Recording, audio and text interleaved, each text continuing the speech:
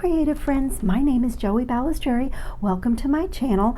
I'm so glad that you're here today. This will be my third video with the Jesse James Beads, a magical mystery bead box for July of 2024. It was called Summer Festival, and it had this really cool theme of like the 1969 Woodstock Music and Art Festival, really boho, like really colorful and super fun. There was a great list of ingredients, and can I just tell you, look on my bead mat.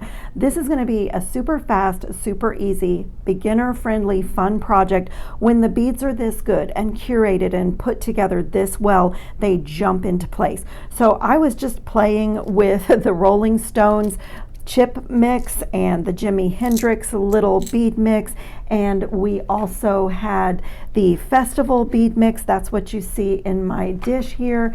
And I loved the Doors bead strand. It had these beautiful brass and sort of inlaid, let's see what was on there, these cylinder beads and this sort of door shaped bead. I mean, it is such a cool box. So what I'll be using to put this bracelet together is a little bit of my Soft Flex 20 gauge gold wire. It has an anti-tarnish coating on it, and I love that. I have done a few jump rings out here, but I need to make a few more because I need jump rings for this beautiful clasp. I think this was called the, what was this called? It wasn't the Jimi Hendrix. Here it is. Oh, the Bob Dylan clasp. There were two of these beautiful magnetic clasps that sort of have an Art Deco feel to them. And so I'll be needing small jump rings for the ends of my bracelet. And then I want to put a jump ring on the little drops from the Jimi Hendrix mix here. So let me just get a small piece of my wire nice and straight and trim that off. I just cut a 2-pack of new cutters, and they are so great. Look how good they come together. They were such a great value, and there were 2 of them for the price, and I'm just so happy. Every time I go to work now, I have like these great sharp cutters. So I could link those below if you're like me and you were overdue for new cutters. I have those. And then I'm also going to be using a little bracelet length of my Soft Flex Copper Color Metallics Medium. It's the 49 strand all-purpose beading wire. It is my favorite beading wire. I absolutely love the malleability of it, the thickness. Like, there's just a very special feel to the Soft Flex bead stringing wire, and I love that. I also really think the crimps with the magical crimping plier on rather than a fold over crimp are so beautiful. So I'm going to be doing that, but you can totally do the fold over traditional crimp method on any bracelet where you can do the magical crimp. But I'm going to be using the number 2 gold filled crimp tubes from Soft Flex Company, because I have found that that is the secret to getting that magical crimping plier to work really well. So I have a couple of those out here as well. So let's start off with a bail making plier. I have my 6-step bail making plier here, and these little small jump rings, I never know what the millimeter size, but I think that this one is 3 or 4 millimeter. I use it a lot. So I'm just going to put that little piece of wire in there, make sure that I can't feel it. I have a really good grip here, and just get a turn in. And I just reposition my pliers, and then I'm basically going to make a coil, just pushing against my finger, and just do the length of this piece of wire.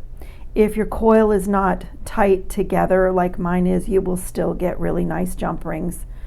In fact, sometimes they're a little bit easier to cut apart.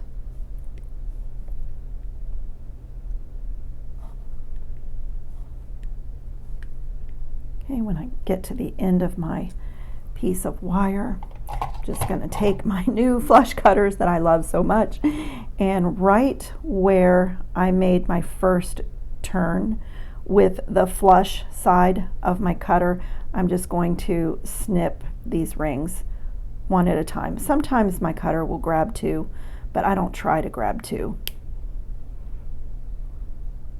And I'm just going to snip a straight line up that coil.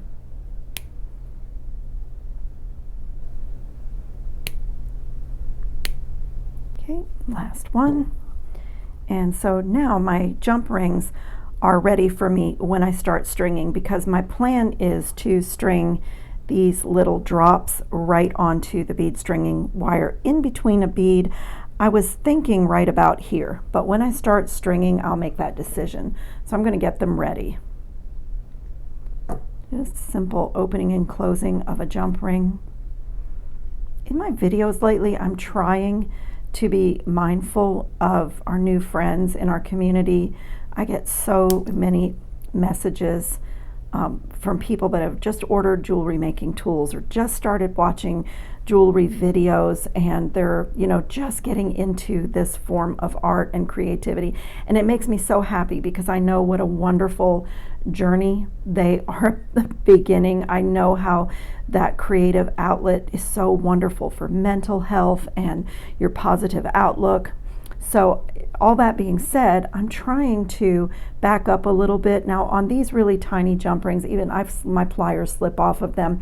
But for newer people, in order to open a jump ring of any size, you'd never want to pull it apart with your pliers. You want to do a twisting motion where you're pulling one plier toward you and twisting one plier away from you.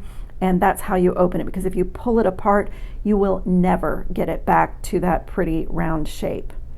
So I'm going to just thread on and then do the opposite. Instead of trying to push it together, just twist. And sometimes on these little small ones, I have to like use my pliers to kind of coax it back in, because it's really a small area to get your pliers. And I use Xuron pliers, so they're really small too, but anyway, my little baubles, or floofies as one of our members of our community calls them, they are ready to go. So I'm going to start off with crimping one end of my bracelet. I don't need, if I were still working out my pattern on this bracelet, I may clamp off one end and work out my bead stringing pattern, but I kind of worked it out. Literally, the beads jumped into place. When beads are this good, it's not very hard to come up with a beautiful pattern. So I'm going to go ahead and crimp one end of this bracelet. I actually took off the bracelet that I'm wearing because this length is so perfect for me, and I just laid it here with this magnetic clasp, and it looks great. So I can go right ahead and do a crimp here. So here you could put like some seed beads or a little piece of French wire or a wire guardian, but honestly, with this beautiful soft flex bead stringing material, most of the time I don't do anything. I just let the soft flex, the beautiful color and just the beauty of it, just be part of the design. So that's what I'm going to do today. So I'm just making that little loop, and I don't need it to be very big. I'm just going to get it in there kind of small. Let me get my pliers in here to help me. And so where like on a traditional crimp, a fold over crimp, you would want to make sure these wires are not crossed inside the tube. But on the magical crimping plier, which looks like this for newer people, it only has one little divot in it. It really doesn't matter how the wires are. And then you just put the crimp tube in that divot or well. There's only one, and when you feel that it's centered, you just close it. Close the tool all the way. And when you take it away, you have pinched all four corners of that little tube, and then turn it in the opposite direction and fit it back in that little space and close the plier again. And now with it in that space, just open and close and go around 4, 5, 6 times. I just keep going, overkill maybe, until I just don't feel like there's anything in there, or like the plier's not doing anything. And when you take it away, you have this lovely, beautiful, perfect little tiny round bead. And so now I'm just going to start at this end and string. So I just worked out a pattern where there's kind of a little bit of everything, because these beads are so gorgeous. Now, one other thing, again, for newer people, you could take your cutters at this point and cut this little end of your bead stringing material right there at the crimp bead. But if it's possible, it's not always possible, but today it looks like it is, I do try to feed mine down through the first few beads, just because I think it looks nicer not to have a cut end of wire up here where my clasp is. So it looks like it's not going to be any problem to feed that little tail right through the first couple of beads. So that's what I have so far, and I'm just going to string this up. These are just a mixture of all the little goodies that were in the box, and I just alternated shapes and patterns and colors. Oh my goodness, you guys, I'm so in love with this little spacer bead. It has so much dimension and personality, and it's so unique from most spacer beads. And I have literally, this is my third project with this box, and I have literally used every single one of them. I mean, look how gorgeous it is when you're stringing it.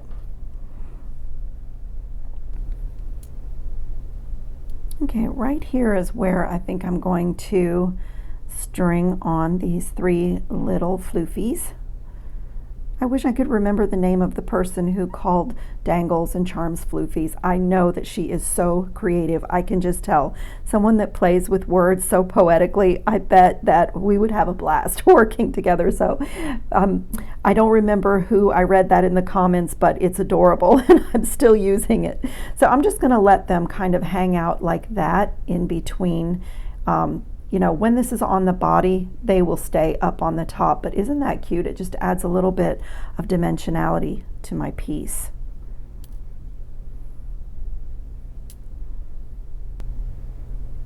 And this is so cool. I love these little black crystals, and they're kind of like sewn or attached onto this ring. You can see a little bit of the beading thread there, but they do have a large hole. So what I have done on every one of these that I've used is put a bead cap backwards inside just to fill up that space, and it really stabilizes it, and you can see now it sits really nicely against this door-shaped bead.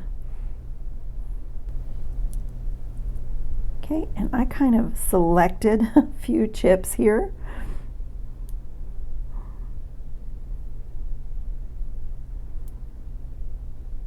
I also love the beautiful texture and kind of the happy shape that you get from chip beads. Look how it just adds something so special to this design. I mean, as I said, these beads just literally jump into place, and I think that when my clasp is on, it's going to be absolutely perfect. But when beads are this good, it is so easy to come up with cool patterns. And for this one, I was just kind of enjoying color blocking, like with the greens here, and then some statement beads to shift into a turquoise block. I mean, I just think these are so gorgeous. Now, you could string your bead stringing wire right on to your magnetic clasp like that, but I'm not going to. I am going to add a jump ring to each side of this magnetic clasp. Just in case. I am notorious for wearing a piece and then deciding that I want a different clasp or that I want to do something, and in that case I don't have to restring. So I'm going to do a jump ring. And if you notice, magnetic clasps, like, they grab onto everything, but this bead stringing, sorry, I can't talk, Soft Flex craft wire has an anti-tarnish coating, and it does not grab onto the magnet. So it's just a detail, but it drives me crazy when magnets are grabbing everything in my design. And in this case, it's just a detail, but not to worry about that. And since this is the clasp, well, always you want to close your jump rings really well, but since it's going to get a little bit of pulling, we really want to make sure it's closed. So I'm just going to, whoops, need the crimp tube first. Now, on the first end, when you crimp, it's super easy. You don't have to think about anything except crimping. But on this end, you need to make sure when you do this that your bracelet isn't too rigid, that everything has the space that it's need, especially when you have, let's see if this is, I'm in mid-sentence, but I want to see if I can get my bead stringing wire back through a couple of these chip beads, because then I can kind of hide it away from the clasp, and it looks like I can. I love that. It's not always possible to string back through a few beads on a design, but when it is, I always jump on the opportunity because it just looks so much nicer not to have a cut end of your bead stringing material near your clasp. It looks like it only wants to go through this first one, but I'll take it. It's better than nothing. So this gives me a little bit of leverage. I can kind of like maneuver that crimp tube. But as I said, when I started to change the subject, when you do your first crimp, it's so easy. You just crimp. But now when you get to the next side of your bracelet, you want to make sure that there's no weird spaces, but also that your bracelet is fluid. And especially when you have a bead like this that's kind of a block, they can get stuck a little bit. So like, I don't know if I'm happy with that space there. Let me see. It's pretty good actually when it's on the wrist. You need a little bit of space. You don't want it to be super tight. But now when I cut this, I also don't want this to be tight. Like that little loop there, I want it to move freely on the jump ring, because again, it's all about not having a piece of jewelry that's stiff and rigid and doesn't like flow around the body. So I think that I'm going to be pretty happy with that. And now I'm going to come back with my magical crimper again and do the same thing. Just get in there, fit that crimp tube in the well. I think I'm just going to come in and make it happen. Just get that crimp bead right in the well. And I got my 4 corners pinched, and now I'm going to fight a little bit with that magnetic clasp, but come in the opposite direction. And I just find that if I go slowly and make sure that everything is where it should be, I get a really good crimp with this. I've practiced a lot with it as well. But like I said, if you don't have the magical crimper, or you just hate it, because you know all tools are not for everyone, you can definitely do a normal fold over crimp here. I'm gonna just go a little bit more. Overkill, like I said, but look at that. So on this, it does make a really tiny bead, and occasionally I will feel like I need to go ahead and put a crimp cover over the magical crimp, just because you know, it is really small. Like on this end, can you see it's going down a little bit inside the bead cap? I mean, I think it's okay. It's not going to bother me, but that possibility is there, to just put a crimp cover right on top of that like you would a normal crimp. So now the little challenge of getting my cutter in here in between chip beads.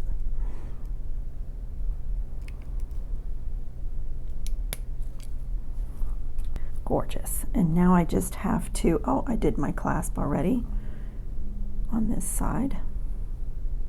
I mean, my jump ring. I'm just going to open it and attach it now to the loop that I made on the other end. And as I said, I like these small jump rings, but they are a little bit challenging. So if you're brand new to like opening and closing jump rings, you might want to go up to a 5mm or a 6mm and not try to work with something so small. And I also like to put my plier on the inside and just make sure it's a perfect ring. Oh wow, this is gorgeous. This is gorgeous, and the clasp just adds to the beauty. It's like another bead in the design.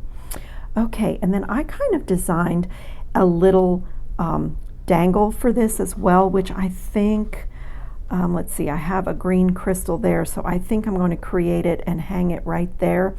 And what I did is one of these green like teardrop beads on a ball head pin, and then I did a double stack of bead caps. I did one of the bead caps that was in the mix, and then the little enamel bead cap that was in the Jimi Hendrix specialty mix, and then one of the little flowers from the strand. And I am going to do a wire wrapped loop here. To do that, I'm just going to get a good grip here and give that head pin a 90-degree bend, and then get my round nose plier. And it can be really small. I'm going to use another jump ring, so when you stay down on the tip of your round nose pliers, you get a really small loop. The further you go this way, the larger your loop. So I'm just going to bring that wire over the barrel of the plier, so it looks like that. And then I'm going to rotate this so that it's completely out of my way, and now I can continue bringing this wire underneath of the bottom barrel. And it's a little short because it's a ball head pin, so I'm going to grab it and make sure it's nice and tight and just line it up so it's nice and straight. And when I take my plier away, I have a really good round loop, and now I can grab it with my bent chain nose pliers, just lock it into place and wrap right down to my beads now.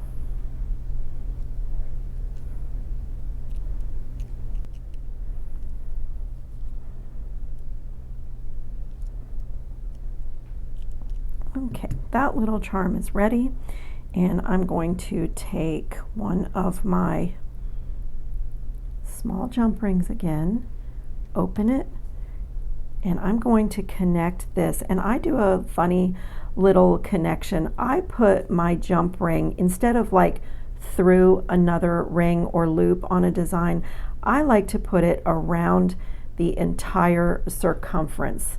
Can you see? And then when I close this, no matter which way I clasp my bracelet, no matter which way I pick it up and put it on my arm, and no matter which way my bracelet lands or it spins, this charm will go 360 degrees around, and it never gets kinked or stuck. See that? It just goes around and around. So it doesn't matter how I put it on. And also with magnetic clasps, especially where you've attached jump rings, it's best to kind of peel it apart, kind of like when you crack an egg, rather than trying to stand here and pull it this way, because you can end up damaging the ends of the clasp or the jump rings. But if you kind of peel it that way, that's the proper way to deal with a magnetic clasp. So look at this, you guys. I got my length absolutely perfect, and this bracelet has a beauty and interest all the way around, no matter where it lands on my arm, and it is just stunning. I love everything about it. I love the little chips, I love the fit, I love the little tiny bit of a dangle here. This clasp is stunning. I have done a beautiful leather necklace and pendant, and I was thinking of using this clasp on that necklace, but I really hated to put it behind the neck of a piece. So I still have one for another bracelet, and just look how cool this little design is. I'm absolutely thrilled with it. So the Jessie James Magical Mystery Bead Box is amazing. It is beautifully curated. It is so interesting, always unique, very cleverly themed, and just fun. There's no way to get the Magical Mystery Bead Box and not have your creativity sparked. So if you're interested, I have a discount code, and I can put that in the description box beneath the video. And with the Jessie James Beads company, the longer that you sign up for receiving the box monthly, the lower the price comes. So you can do that and get this box for around $35 a box, depending on what you sign up to receive. But you can also just buy a single box, and my discount code is also good for the entire website. So I will put that in the description box below with a link. And if you're not familiar with it, check it out. I think you'll find that it's a fabulous resource for jewelry makers and crafters. So I thank you so much for watching today. I hope everyone is safe and well and having fun on your beading mats, and I will see you in the next video. Ciao, jewelry making friends.